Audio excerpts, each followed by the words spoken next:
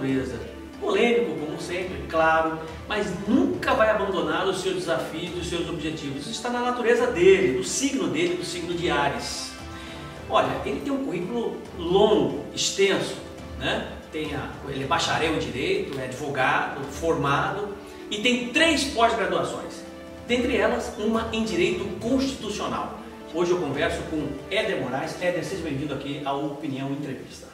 Eu é que agradeço a oportunidade, estou à sua disposição para nós abrangermos aqui os mais diversos temas e à disposição da sociedade mato-grossense, até para que conheçam um pouco a nossa opinião no seu programa de opinião. Isso, exatamente.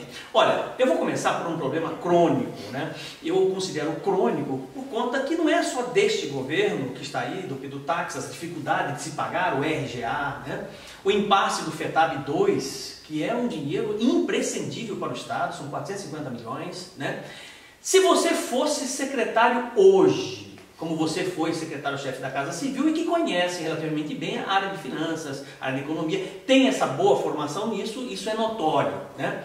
Se você fosse secretário hoje, que tipo de sugestão você daria para o próximo governador, para Mauro Mendes, para poder resolver ou, de certa forma, minimizar o problema do RGA aqui no nosso estado de Mato Grosso e principalmente do FETAB? Bom, primeiro, o RGA não é o único problema que nós temos hoje, que eu considero um problema mais de gestão. Eu acho que a palavra-chave do próximo governo chama-se atitude. Não pode esperar, né? Tem que ter rapidez de decisão e tem que ter pessoas proativas e nos lugares corretos. Chega de ficar colocando pessoas com formação inconveniente para aquela função, aí vai tateando o governo, até aprender já se vão 6 meses, 1 ano e o resultado é praticamente zero, é o que a gente está vendo aí. O RGA só tem uma solução, você precisa de recurso, você tem que ter receita para pagar o RGA é uma despesa obrigatória. Exato. Tá, mas ele não foi armado lá atrás, porque veja bem, existem 2 coisas que são muito claras para mim. Uma é a questão da tangibilidade, aquilo que é programado, pela lei tem que pagar, isso foi feito lá atrás, né? Outra é intangível, que são crises que o país passa, que o Estado passa, né? Eu tenho certeza que o Pedro Táxi nunca sonhou com essa crise, né? E definitivamente o país passou por um momento difícil, né? Pegou um estado em situação complicada, né? Você não acha que isso, para se resolver o RGA, vai além da questão da obrigatoriedade de pagar o RGA, ou seja, criar um outro sistema econômico ou de finanças para que possa resolver isso? Bom, Haroldo, é o seguinte, essa história de crise no estado de Mato Grosso, ela não existe, tá? Isso é uma falácia, é uma mentira que se conta para a sociedade. Mato Grosso cresce a ritmo chinês mesmo em épocas de crise. Nós não tivemos problemas cambial, tá certo? De descasamento de dólar que pudesse afetar a economia mato-grossense, já que 70% a 75% da base econômica do estado gira em torno do agronegócio como um todo. Este agronegócio que atualmente alguns estão tentando, me parece que criminalizar o agronegócio. Um erro brutal. É um desconhecimento de causa quem ataca o agronegócio. E eu falo isso comprovando com números, tá certo? O estado de Mato Grosso não está em crise. Está em crise a gestão do estado de Mato Grosso. Tem que se ter prioridades. Definiram prioridades erradas. Se está na LOA, se está previsto pagar o RGA, que nada mais é do que a reposição inflacionária. É um direito sagrado de todo servidor, não é aumento real. Nós estamos falando de reposição inflacionária. E aí, eu vou fazer uso de um material que eu vim rascunhando e vim colocando aqui. Veja bem você, no segundo quadrimestre de 2018, ou seja, até o mês de agosto de 2018, a receita pública total do estado de Mato Grosso foi de 15 bilhões de reais. Tá, e a despesa? Calma aí. Aí que está o problema. Vou chegar lá. Foi de 15 bilhões de reais. Tá? Okay. De receitas correntes, taxas, repasses, arrecadação, ICMS, IPVA, 13 bilhões e 400 milhões de reais. Bom, então nós estamos falando de 8 meses de governo. Okay. Então significa que essa receita vai chegar a 23 bilhões de reais. Perfeito. Eu não tenho dúvida disso. Não, o descontrole na receita, como você está colocando, ele deveria, naquilo que consta como folha de pagamento, como custeio, ele está implícito nessas receitas aqui, a capacidade de arrecadar para fazer frente a tudo isso, e foi feito. O que ocorre é que direcionaram recursos de forma errada, fora da sua prioridade, e não priorizaram o servidor público. Vou mais longe um pouquinho. Você pega, por exemplo, criar o FETAB 2, que era uma saída de caixa, era a solução, era isso, aquilo, outro. 500 milhões de reais, arredondando os números aqui. Era para ser extinto, agora não vai. Esquece que não vai ser extinto, porque vai ser cobrado por muito tempo. Sim. Dizem que o agronegócio não contribui, não arrecada. Uma falácia, uma mentira. Só a soja, dentro disso que nós falamos aqui, contribuiu com 670 milhões de reais de FETAB. O algodão, 13 milhões. Os combustíveis que giram em torno da produção, 360 milhões de reais. Ou seja, nós estamos colocando aqui que cerca de 15% da receita está em cima de FETAB, está em cima de cobranças que o agronegócio contribui. Bom, RGA, você quer... Não, vou pegar exatamente essa pegada sua aí, mas o problema não está na contribuição, o problema está na sonegação com relação ao agronegócio. Essa é a cobrança. Então vamos lá, entendi a sua pergunta. Você está entendendo? É o que realmente é sonegado, não é o que contribui. Só que a Cefaz fornece os resultados, está no site dela, de que há uma eficiência fiscal no agronegócio, de uma maneira geral, em torno de 88%. Onde que está essa sonegação? Bom, simples. Sobre a base que eles conseguem investigar, conseguem acompanhar, eles estão tendo uma eficiência de 88%. Estou arredondando números aqui, tá certo? E sobre aquilo que não alcançam, não se sabe. Mas não alcançam por ineficiência do Estado, por leniência estatal, tá certo? A Cefaz tem instrumentos para poder acompanhar isso. É que fica muito fácil, eu cito sempre o 80-20, né? 80% da arrecadação do Estado de Mato Grosso está calcada em cima de 20% dos contribuintes. E 20% do restante da receita sobre os outros 80% dos contribuintes. Ou seja, é preciso socializar mais isso. Quando eu fui secretário de Fazenda, eu peguei o Estado num momento parecido ou pior que esse. Nós vínhamos de uma crise cambial, descasamento do dólar na produção, enfim, o Estado estava entrando num abismo. Nós conseguimos, sem aumentar uma alíquota de imposto, dobrar a arrecadação estadual. Então, o governo precisa parar. Tem dinheiro para pagar o RGA, está no balanço do Estado. Acontece que se pagar agora, dentro deste mês ou do próximo mês, entra na soma do rombo que vai deixar para o próximo administrador. O que o governo está fazendo aí é tentar jogar esta folha de dezembro para janeiro, o RGA para janeiro, enfim, para virar o ano com pseudo saldo em caixa. Entendi. Não é? Então é uma jogada contábil que, na verdade, lá na frente ela vai se mostrar totalmente ineficiente. O que o Estado precisa fazer?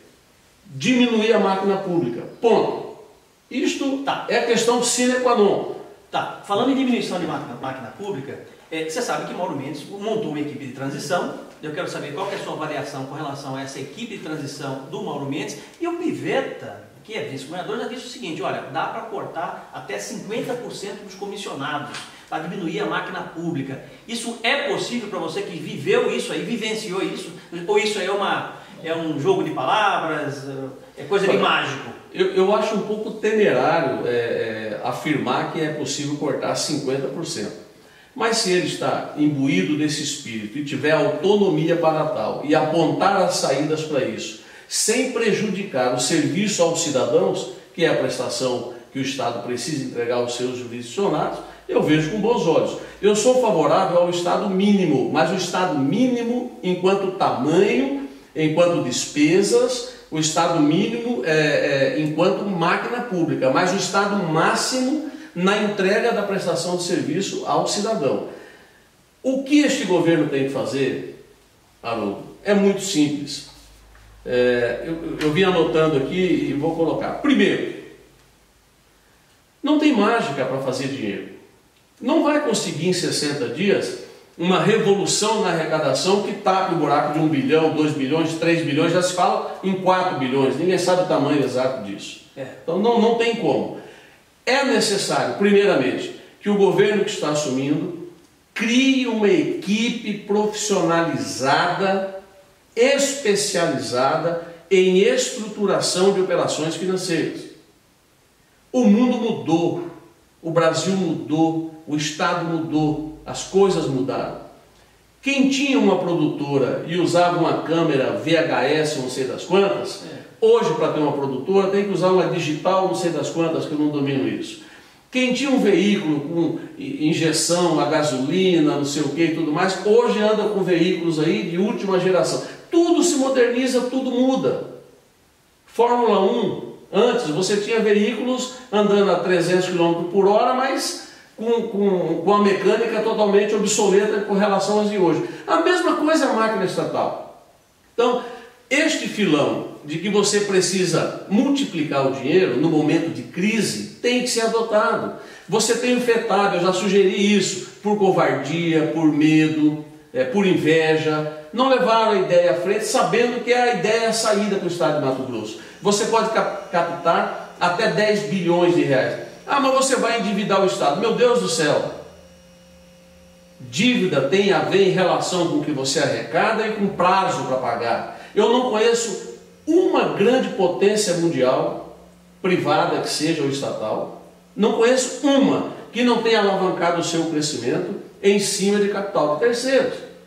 Você busca recursos em organismos multilaterais de desenvolvimento, BNDES, Banco Mundial, enfim, existem inúmeras instituições disponíveis para isso, mas você precisa mostrar um balanço sadio. Foi o que nós fizemos quando fomos secretário de Fazenda. Então, este governo tem que ter permanentemente uma equipe especializada em estruturação de operação financeira. Para quê?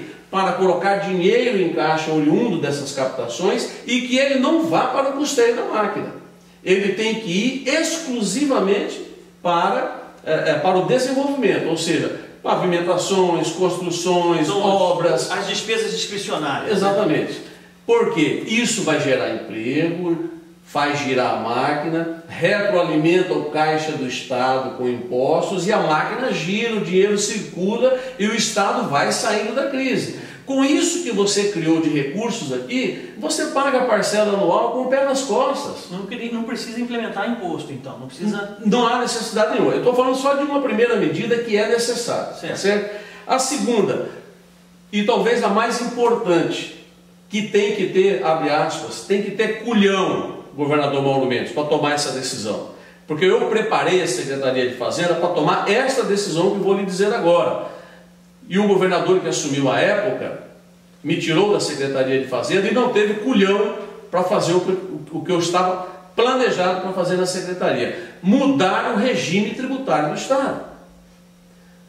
Para com essa história de cobrar pelos fundos. Tem que cobrar na saída. Hoje, tudo que entra no Estado, você recolhe o imposto na entrada. Você comprou um micro-ondas. Ele entrou lá no Estado, na barreira, o comércio pagou e recolheu o imposto com as margens, enfim, com todo o mecanismo que tem, mas sobre uma base pequena. Tem que parar com isso. Tem que cobrar na saída. Quanto que está essa alíquota lá na entrada? Se ela tiver 7, 12, 17, faz uma alíquota média, diminui 50% da alíquota. Você vai diminuir, olha bem o que eu estou dizendo. Você vai diminuir 50% da alíquota hoje que está sendo aplicada. Mas você vai cobrar na saída, na venda de balcão.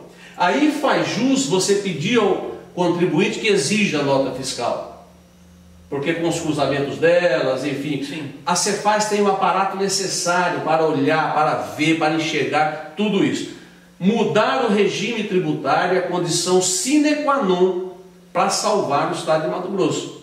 Vai dobrar ou triplicar a arrecadação estadual. Veja bem o que eu estou dizendo. A segunda tem uma ligação direta com a primeira, né? Exato. Porque à medida que você dá entrada no caixa de recursos, você tem saúde financeira, você tem liquidez, você tem um balanço melhor, você volta a ter grau de investimento, você volta a ser bem olhado pelo mercado financeiro e você volta a ter capacidade de poder investir. Terceira medida que tem que ser tomada, vinculada intrinsecamente a esta da mudança do regime tributário. Muitos comerciantes podem chiar no primeiro momento, ou a indústria, enfim. Mas quando entenderem a proposta, vão aplaudir de pé. Por quê? Porque ao criar esse sistema de cobrança na saída, aí você vai, o mesmo micro-ondas que você recolheu o imposto na entrada dele no comércio lá, sobre R$100, você vai recolher sobre 500, 600 reais, porque que é o valor de venda. É muito mais agregado, né? Você pode diminuir a alíquota, o comércio não pode reclamar, porque ele vai pagar menos imposto. Tá certo? E quem vai pagar o imposto, na verdade, é o contribuinte. Ninguém, comerciante não paga imposto, e nem industrial, ninguém paga. Quem paga é o contribuinte. O dinheiro do salário do servidor, do RGA, está no seu bolso ainda para o mês que vem. Sim. É o imposto que você ainda vai recolher. Sim. Tá certo? Bom, paralelo a isso, tem que se instituir código de barras das notas fiscais do Estado de Mato Grosso. Todas. E isto é possível fazer. O INDG, que é o Instituto Nacional de Gestão em Minas Gerais, a FGV, tantas outras, tem sistemas capazes de medir isso. Ah, mas o sistema é caro. São sistemas que você recupera o investimento em 60 ou 90 dias. Por que não fazer? Qual é o sistema de código de barras? No código de barras vai estar o que é ICMS e o que é a venda do comerciante. Já declarado. Né? Você vendeu, passou, pagou, vai automaticamente para a conta do governo do Estado. E automaticamente para a conta do comerciante, quer seja por venda com cartões, venda a prazo, não importa o modelo de venda. Isso tem que ser feito setorialmente, aos poucos, né? Um grupo, um segundo grupo, prazo de um ano e meio, está praticamente todo o sistema dentro disso. É uma outra situação que vai elevar exponencialmente a arrecadação do Estado de Mato Grosso, diminuindo a alíquota de imposto. Isso é que é importante dizer. Então o código de barras tem que ter coragem de implementá-lo, tá certo? E o Estado vai servir de modelo para o Brasil. O Brasil caminha, discute-se reforma tributária e tudo mais, vamos criar o IVA, que é o Imposto sobre Valor Agregado, o Imposto Único, a saída está no código de barras. Né? Vendeu, automaticamente está na conta. Chegou ao final do mês, o comerciante vai olhar, não tem nada para ele pagar, porque já saiu do código de barras, já foi. Agora, como o Estado é leniente com as pessoas que se financiam através do imposto, que às vezes deixam de pagar o imposto e usa para poder repor estoque e tal, tem que haver, paralelo a isso, linhas de crédito que nesse momento, baratas e que nesse momento dê suporte ao comércio ou às atividades empresariais para poder ir migrando esse sistema. Né? Porque o Estado, quer queira, quer não, é conivente com toda essa situação. Né? E concentrar o Estado aonde o Estado é necessário. O que o Estado quer com o MT Gás? Totalmente ineficiente. Um presidente, diretoria financeira, diretoria daquilo, servidor, para quê? Para ficar olhando um tubo de gás chegar vazio aqui, que está praticamente privatizado aí, me parece, com a JBS ou algo assim. Então, para que MT Gás? Desculpe o termo, vende essa porcaria, faz dinheiro, ou vá à Petrobras e torne a MT Gás uma subsidiária da Petrobras, medidas a mil, ou vende a MT Gás para o governo boliviano, para que ele faça chegar o gás aqui na medida que tem que chegar. Estou citando uma ideia. O que nós queremos com o Metamate? Na sua concepção do cidadão que está na ponta final, qual o papel da Metamate? O que ela vem fazendo exatamente? Por que não privatizar isso? Aí o Estado tem que criar mecanismo de regulação, onde ele diz, ó, eu quero que a política pública a ser implementada nessa atividade A, B, C e D tem que ser esta. Mas para isso eu estou criando a agência de regulação que já existe. Só dê mais atribuições a ela para regular. Privatizar o que há de mais sagrado nesse Estado, que é a água. Privatizar a luz, que é um insumo básico de vida do cidadão mato-grossense. E você fica com um monte de penduricado. MTPAR era a empresa para ser a mestra, para ser a mola mestra do desenvolvimento do Estado de Mato Grosso. porque ela representa o governo em participações em empresas, em compra de empresas, ou seja, é o tamanho do Estado que você dimensiona através dessa empresa. É como a Terracap de Brasília, onde todo o patrimônio estatal está dentro da empresa, mas ela é uma empresa de economia mista, cuja política pública é definida pelo governo. Então existe um monte de penduricalho que tem que passar o facão. Me desculpem. É só despesa, né? É só despesa, não significa nada no final. O Estado acaba não capitalizando, não conseguindo... Né? Uma outra coisa, Haroldo, é necessário que o Estado crie um programa de saneamento de passivos, como já foi criado no passado.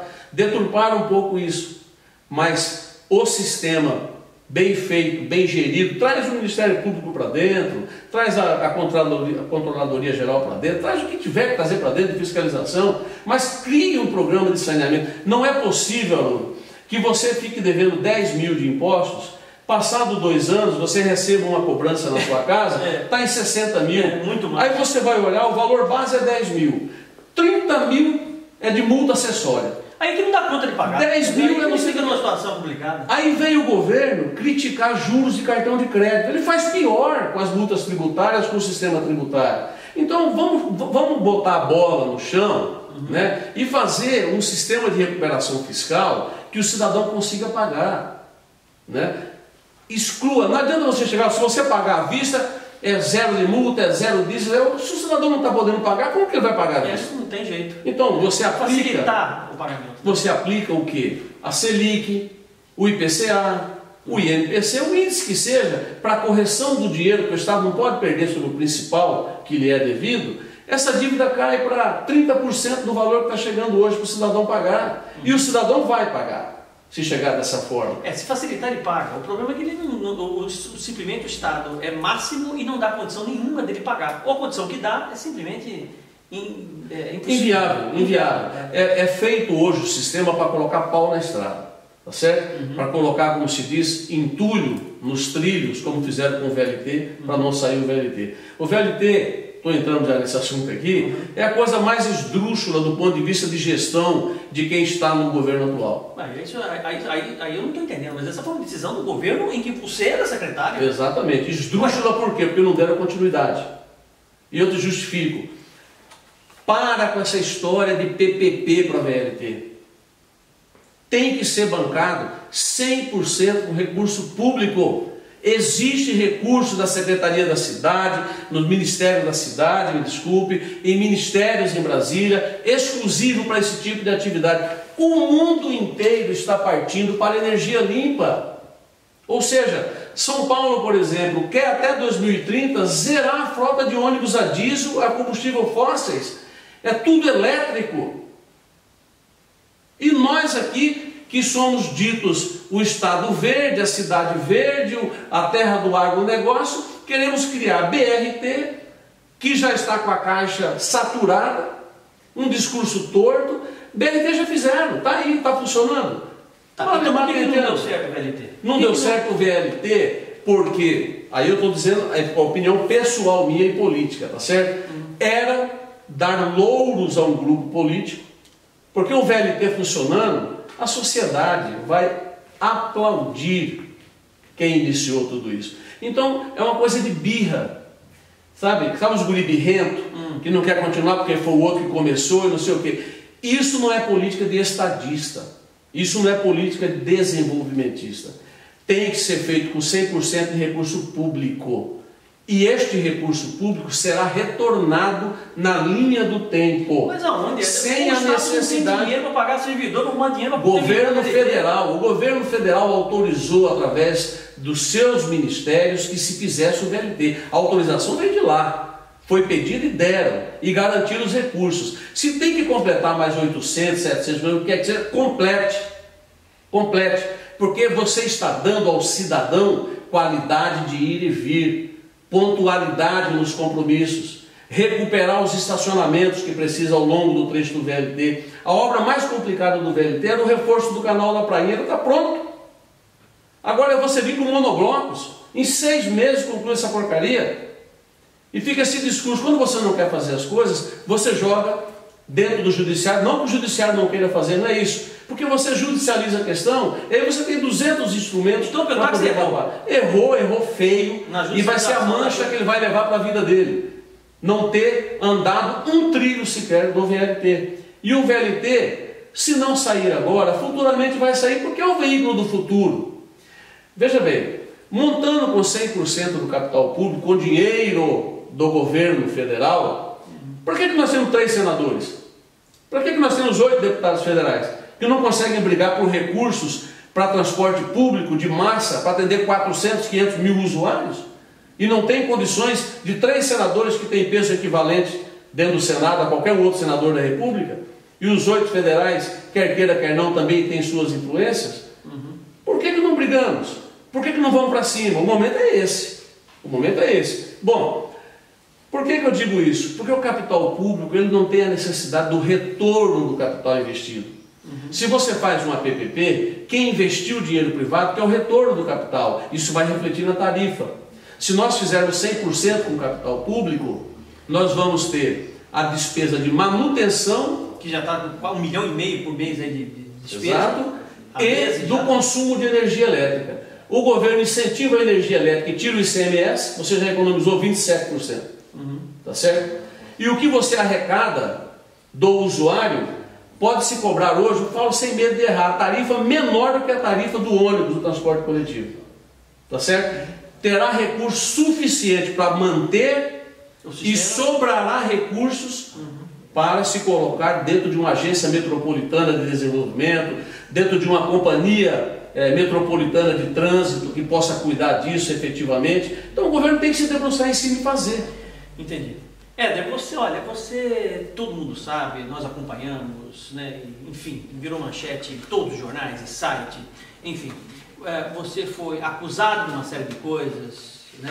Vítima ou não, inúmeras operações que seja, né? Você se sente hoje, né? Depois de tudo que você passou, você se sente um cara injustiçado? É possível nós não acreditarmos em tudo que o Ministério Público fez? Haroldo, essa questão processual, ela tem como que eu vou dizer, uma limitação de fala minha, porque são processos que estão sob sigilo de justiça. O que eu posso alegar para a sociedade é que eu fiz tudo, absolutamente tudo, até as vírgulas, dentro de um decreto-lei. O decreto 1405 ou 1305, me falha a memória. Lá está estipulado responsabilidades, atribuições, o que cada um deve fazer. A minha parte eu fiz, mas eu acabei respondendo pelo que os outros não fizeram ou deixaram de fazer. Mas processualmente, né, eu estou me defendendo. O que me deixa muito chateado é que, por exemplo, você pega uma peça processual minha para acusar de uma possível improbidade de R$1, 150 páginas contam a história da Arca de Noé. Durante o período da Arca de Noé eu era adolescente, tá certo? Nem sei que essa operação, exatamente do que se trata. E aí dedicam-se 3 folhas para falar do Éder. Ou seja, você percebe que é uma tentativa de formar um juízo, levar a formação de juízo meio deturpado dos fatos. Aí colocam nesse nome a Operação Ararat, para dizer que é a derivação da Arca de Noé, porque ela repousou sobre o Monte Ararat.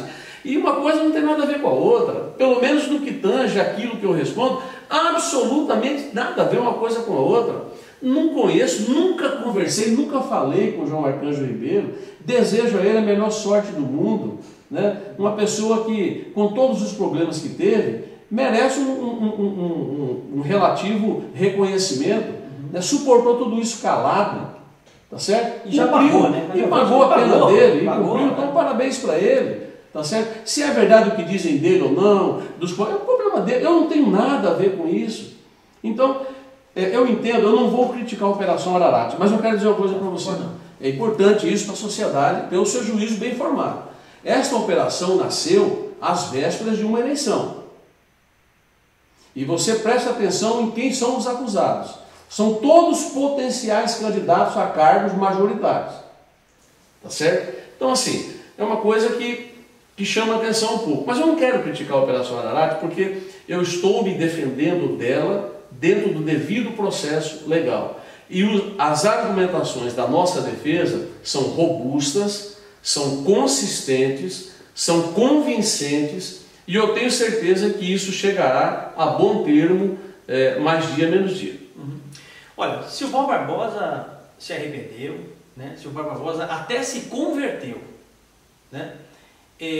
Você se arrepende de alguma coisa que você fez lá atrás, que hoje fala assim, poxa, eu não devia ter feito isso. Isso me prejudicou muito. Haroldo, quem se arrependeu e confessou, né, foi porque roubou e confessou que roubou.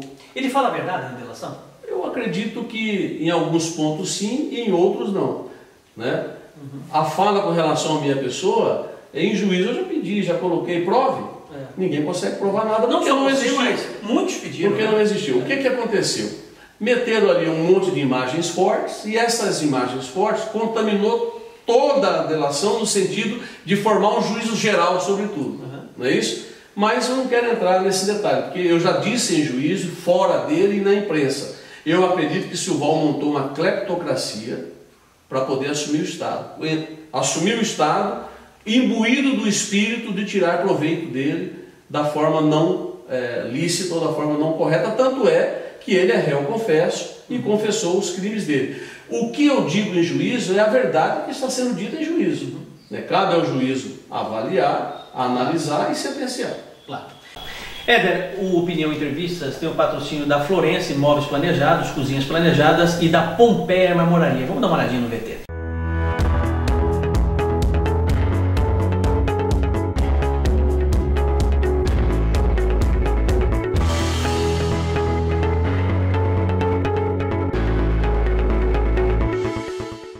Bom, já voltamos aqui com Opinião Entrevistas. Hoje eu converso com Éder Moraes e vamos para um jogo rápido, que é o momento mais esperado pelos nossos ouvintes, pelos nossos telespectadores. O jogo rápido, bate e volta. Você tem alguma coisa complementar? Eu tenho. Por favor. Por favor.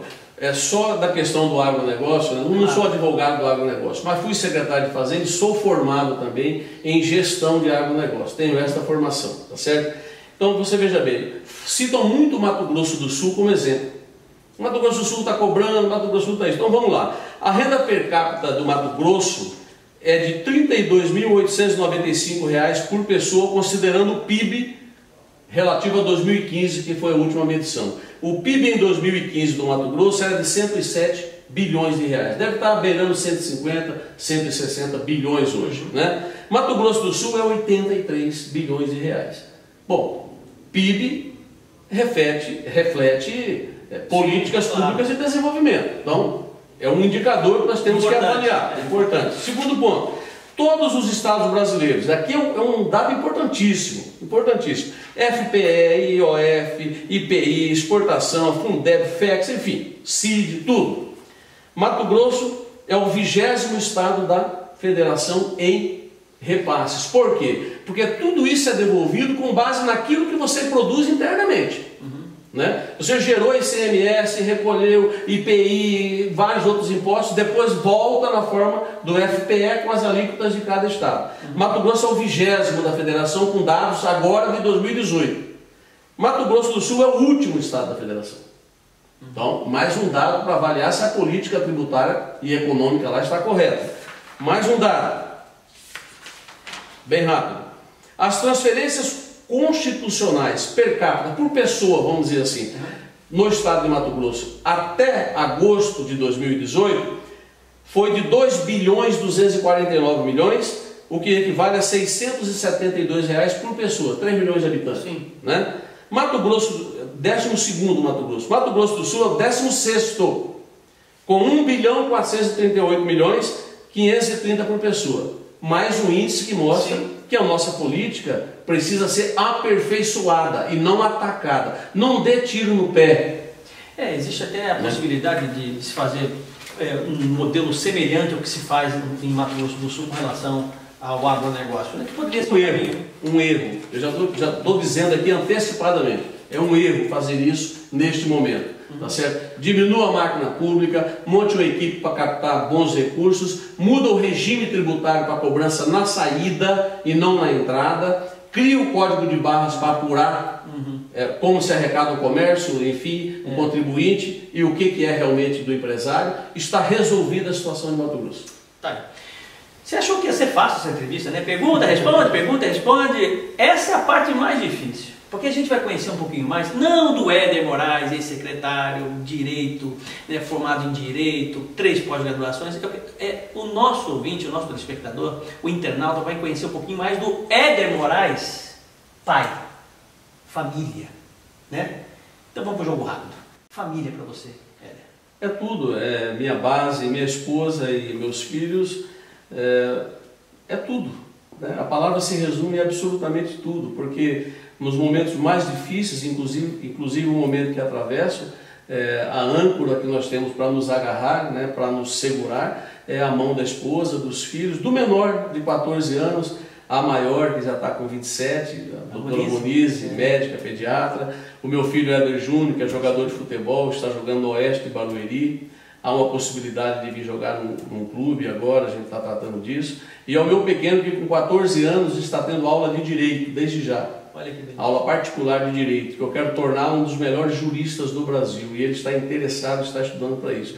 E a minha esposa, que é a dona de casa, a dona do lar, e que talvez é a que tem a maior responsabilidade sobre todos nós, porque ela cuida muito bem de toda a família. Então, a você, Laura, a minha gratidão, o meu carinho, a minha emoção, porque a família realmente é a base de tudo.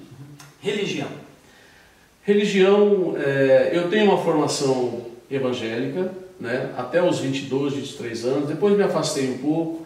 A minha esposa é católica, apostólica, romana, enfim, então, mas isso não nos separou, pelo contrário, nos uniu, a divergência nos uniu, e hoje eu frequento a igreja dela, ela frequenta a igreja que a minha mãe é diaconisa, é missionária, também frequenta, e eu tenho a vontade muito forte dentro de mim de voltar a conviver na igreja o mais rapidamente possível. O que ocorre? O Dr. Schneider teve a sensibilidade de me liberar para ir à igreja aos domingos, né? Na Igreja Adventista da Promessa. Mas eu não sei porque o sistema da tornozeleira eletrônica, ele, embora esteja autorizado você estar fora da sua casa naquele período, ele emite sinais sonoros. Aí você está dentro da igreja, no momento de oração, emitindo sinais sonoros, eu me senti absolutamente constrangido, e aí parei de ir aos domingos. Vou até refazer o pedido a ele para tentar frequentar no sábado pela manhã, porque eu quero voltar ao convívio, é uma coisa que me faz muita falta. Importante. Éder, minha maior vaidade é... Qual que é a sua maior vaidade hoje? Sair da vida pública pela porta da frente. Um sucesso. Sucesso para você. Eu acho que toda a minha gestão frente à Secretaria de Fazenda é um case de sucesso no Brasil. A criação e fundação da MT Fomento é um case de sucesso no Brasil. E tantas outras coisas que eu contribuí com os governos, programa de saneamento de passivos, presidência de vários conselhos de administração, na vida privada como diretor de banco, tornando as agências e aonde eu administrei sempre entre as 3 primeiras do Brasil, né, em produção, enfim. Então, eu acho que é isso. Quem é que você tem como uma pessoa admirável, um ídolo para você? Meu pai, que eu perdi no ano de 2016 por desgosto. Ele entrou numa curva de depressão muito difícil de sair. Nós tivemos que conviver com isso e eu fui que autorizei a levá-lo para o hospital, para a UTI, porque ele não estava bem em casa. E passado um curto espaço de tempo após isso, ele veio a falecer. Mas o que matou meu pai foi o desgosto. E eu fico muito sentido de não tê-lo em vida, porque um dia eu vou, um dia não, em breve eu vou sair pela porta da frente e vou mostrar para a sociedade mato-grossense que toda a confiança depositada no Éder Moraes não foi em vão. E o Éder Moraes tem medo de quê? Olha, dizer que você não tem medo de nada talvez seja muito genérico e muita prepotência, né?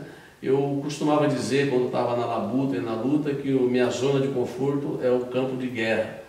Mas o temor que eu tenho hoje na minha vida é o temor ao Senhor, é o temor a Deus. Abaixo dele não tenho temor de ninguém, a não ser a obediência à minha mãe.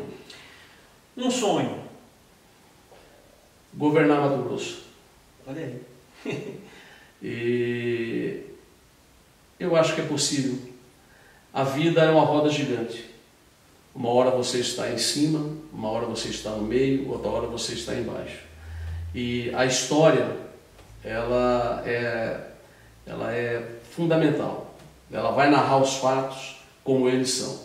Muitos que atiram pedra em você e se intitulam paladinos da moral, amanhã serão os apedrejados, como eu estou vendo.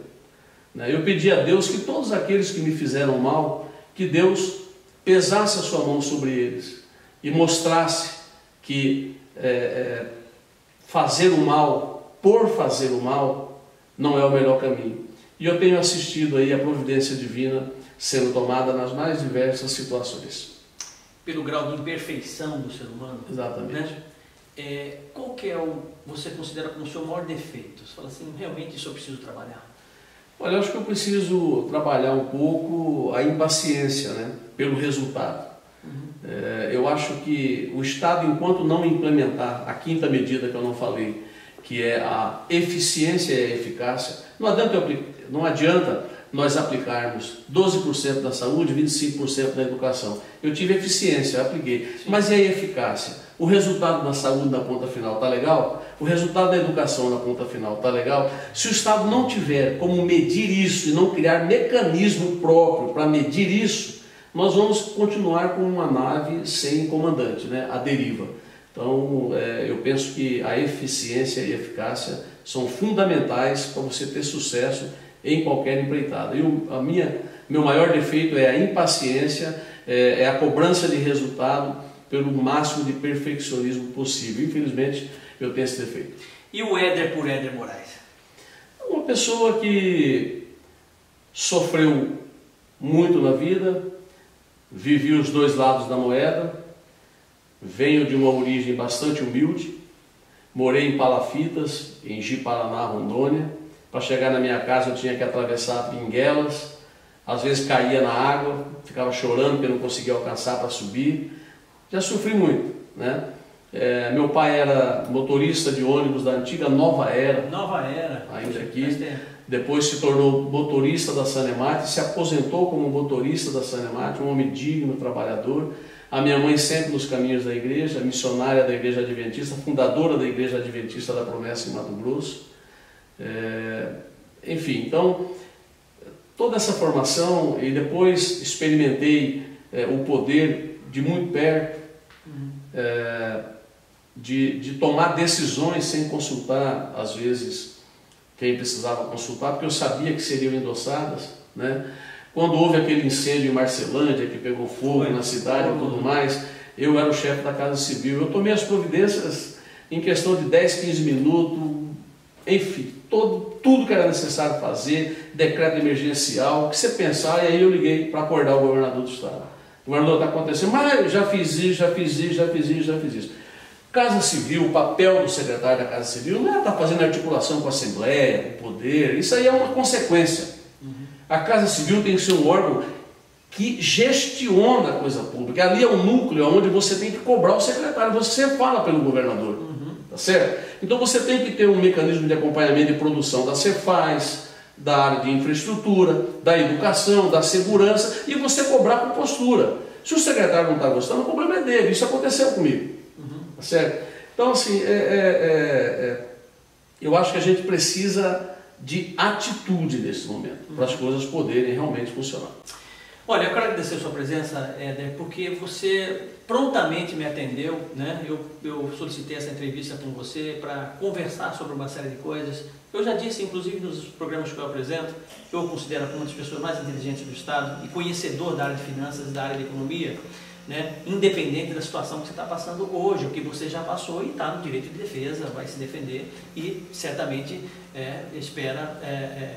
ganhar êxito nisso tudo, né? Olha, nosso programa é patrocinado pela Florence Imóveis Planejados pela Pompeia Moradia. Eu tenho um presente para você, que é uma caneca da Florence, tá? Muito obrigado. Para você tomar um chá, né? Muito legal. Um chocolate quente no final de semana. Tá? Ou uma cervejinha, né? Uma cervejinha, né? Que é melhor ainda. Em casa pode ser tomada a cervejinha. Sem dúvida nenhuma. Né?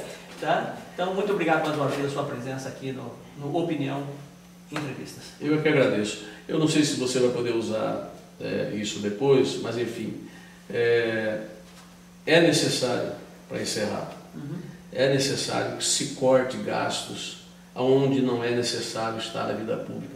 Para que você tem que ter um teatro na Assembleia, um teatro no Tribunal de Contas, um teatro não sei na onde, uma escola no Tribunal de Contas, uma escola na Assembleia Legislativa? Existe a escola de governo para isso. Existe sim um teatro Cuiabá para ser utilizado para essas finalidades e existe um anfiteatro dentro do Palácio Paiaguás. Então eu acho que muita coisa precisa ser mudada e reduzido custos aí. São 7 conselheiros, possível, né? São 7 conselheiros no Tribunal de Contas do Estado de Mato Grosso. Esse número não mudou até hoje. Mas os recursos para lá repassados mudaram exponencialmente. Então essa história de que não dá para reduzir do ODS não é piada. Eu acredito que do Poder Judiciário merece um carinho especial e uma análise mais aprofundada. Porque a Assembleia sobra dinheiro. Porque no Poder Judiciário são comarcas em todos os municípios, é um outro parâmetro para você analisar. A Assembleia não mudou 24 deputados. Então não tem por que você estar repassando com base em eficiência de arrecadação. Tem que se congelar isso e é possível, já provou que é possível, tanto que devolveram o recurso. Tribunal de Contas, a mesma situação. Se extrapolar aquele teto por necessidade comprovada, você cria uma reserva, um fundo de reserva para atender essas emergências de poderes. Mas tem que reduzir esses custos, não é possível continuar como está. Mais uma vez, muito obrigado e até o próximo Opinião Entrevistas.